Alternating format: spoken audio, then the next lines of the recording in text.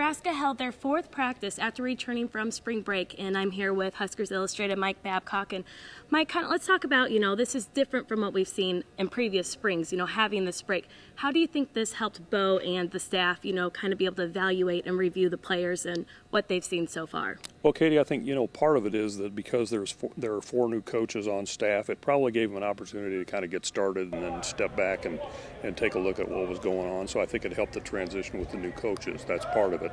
I think part of it is just the players kind of an opportunity to ease into things. And I talked to a couple of players today, and it was good to have an opportunity to go home and see family, guys that are from a distance.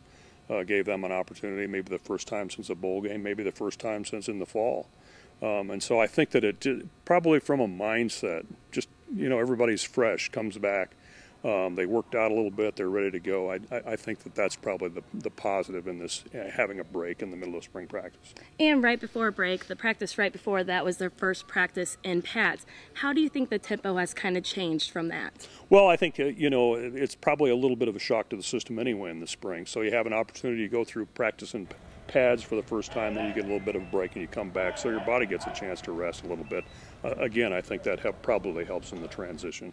And besides the coaching changes and obviously this new offense, simplifying, deprogramming, everything we talked about, at what point do you think they really start to pay attention to detail and kind of the foundation of the offense? Well, since spring is so much competition, that it's probably difficult to say at what point they're going to do that, where they're going to fine-tune things, because a lot of that stuff will be accomplished in the fall.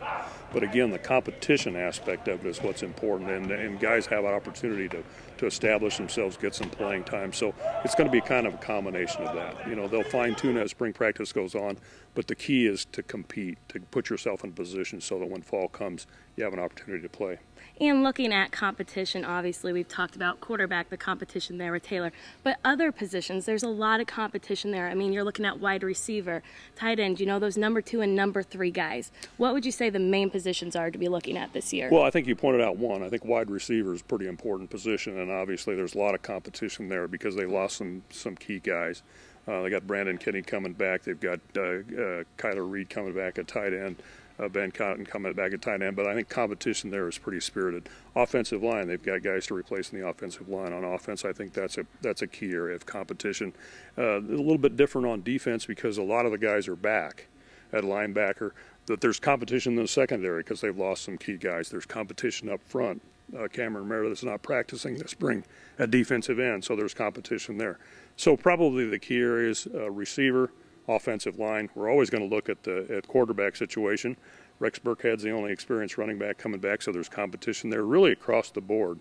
As I start to look at it, probably every area there's competition and guys having to position themselves.